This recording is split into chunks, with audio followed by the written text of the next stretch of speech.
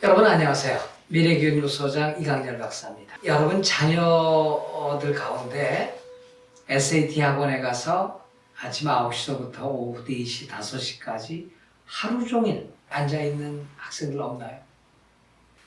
오늘 SAT 학원에 하루 종일 앉아있는 아이들 어찌할까요?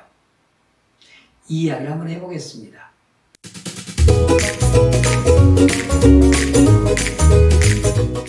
이제 곧 방학이 시작됩니다. 여름방학이. 그리고 이미 여름방학이 시작된 학교도 있어요.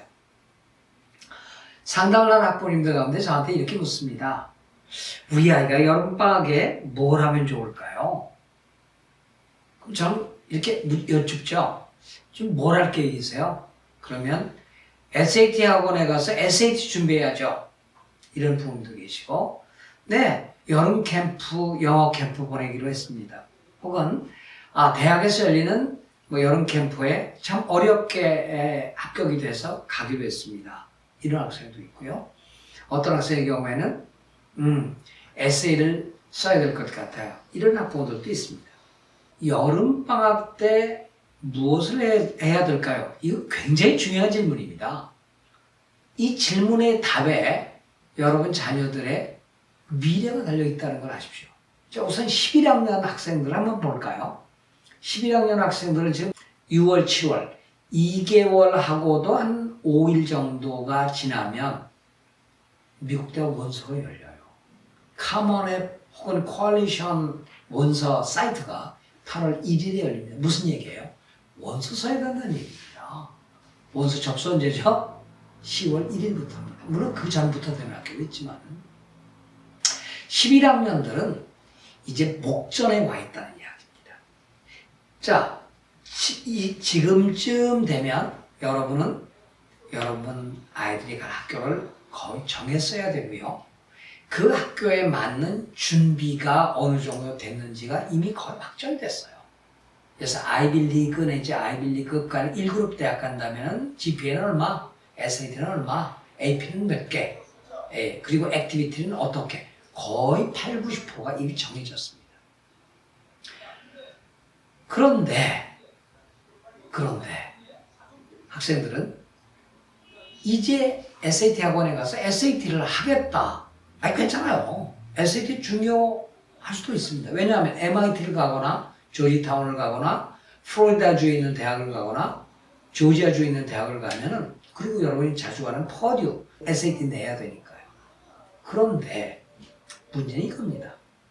상위권 대학 가는 아이들의 경우에는 이제 1400점대 점수를 맞아놓고 1500대로 올리겠다면 이미 늦었어요. 그 아이들은 차라리 SAT를 옵션으로 놓고 비학업적 요소, 에세이, 추천서, 액티비티를 대폭 강화해야 됩니다. 전략이 달라진다는 얘기죠. 어느 대학을 가느냐에 따라서 전략이 아주 다양하고 다이나믹하게 바뀌는데, 언제부터인가 SAT 학원에 매달려서 하루 종일 SAT를 공부를 하고 있다는 얘기죠. 이제 남은 시험이 8월하고 10월하고 11월 3번밖에 없습니다. 이미 2번, 3번을 본 아이들의 점수에서 불과 20, 30점 정도밖에 못 올라갑니다. 그런데 하루 종일 SAT 학원에서 앉아 있어야 될까요? 이건 정말 전략 중에서도 하책의 전략인데 가장 나쁜 전략이죠. 지금 상위권 대학에 갈 아이들은 두 가지를 해야 돼요. 한 에세이와 하나는 액티비티를 보강하거나 이제 정리해야 된다는 얘기죠.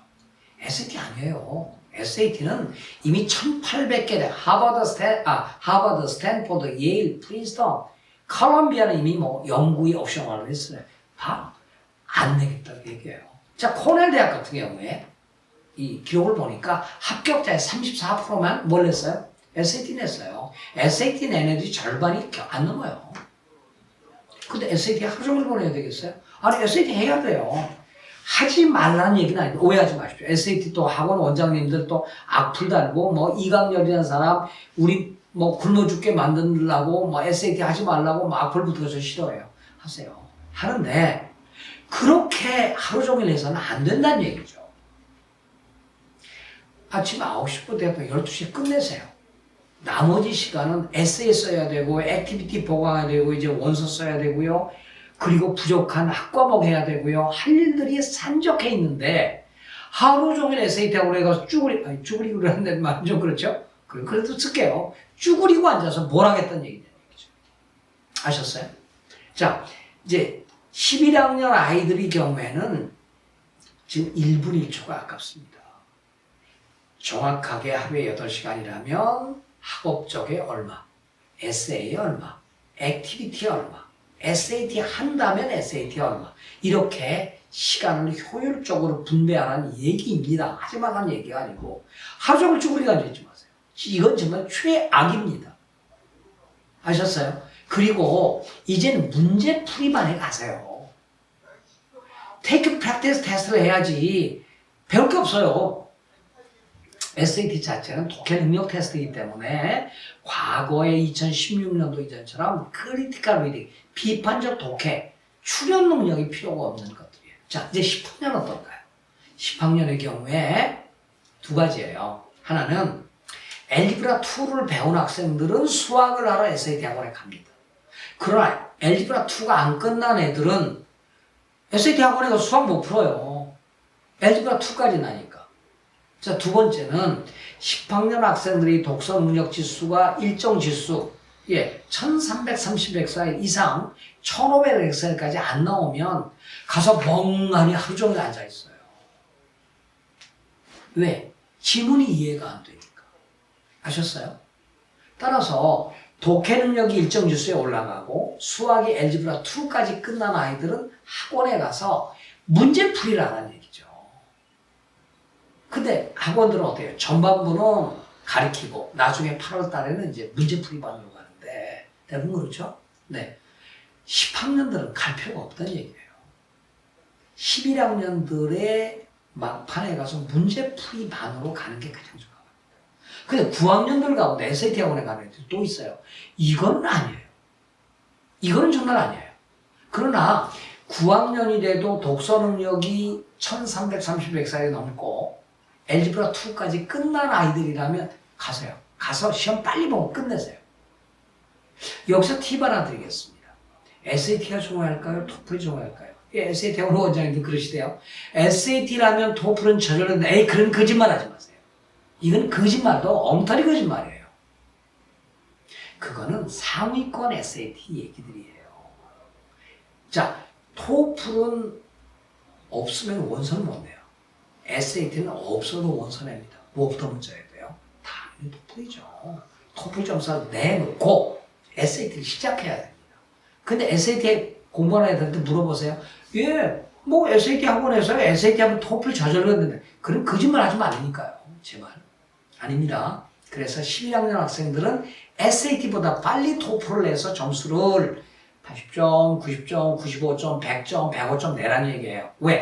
1그룹 대학들과 2그룹 일부 대학들은 100점이 안 되면 원서 못 내요. 그리고 뭐 퍼듀라든지 UIUC, 우스콘신 이런 대학들은 79점, 80점이 아니면 못 내고 요소별로 20점이 안 나오면 원서 못 내요. SAT 학원 한번 가보세요. 하루 종일 가보세요. 토플 나중에 못 나오면 원서 자체를 못 만든다는 얘기예요. 무엇이 중요한디? 그러죠? 중요한 거는 토플이고 전체적인 하루에 주어진 시간에 SAT 시간은요 20%만 할애하세요. 나머지는 정말 여러분이 에세이 써야 되고요. 그 다음에 액티비티 정리하고 보강해야 됩니다. 그러나 하위권, 중하위권, 저 100위권 간 학생들은요 에세이도 필요 없고 뭐도 필요 없어요. 액티비티도 필요 없어요. 에세이도 적당히 쓰면 됩니다. 그러니까 어느 대학을 가느냐에 따라서 목표 대학이 어디냐에 따라서 전략이 다 달려지니까 일률적으로 무엇을 해야 된다고 얘기한다면 그건 거짓입니다. 여러분 도움이 되셨어요? 자, 11학년 학생들 SAT 학원에 하루 종일 쭈그리고 앉아있지 마세요. 큰일 납니다. 시간을 배분해서 잘 활용하는 말씀을 드립니다. 도움 되셨어요? 고맙습니다. 안녕히 계십시오.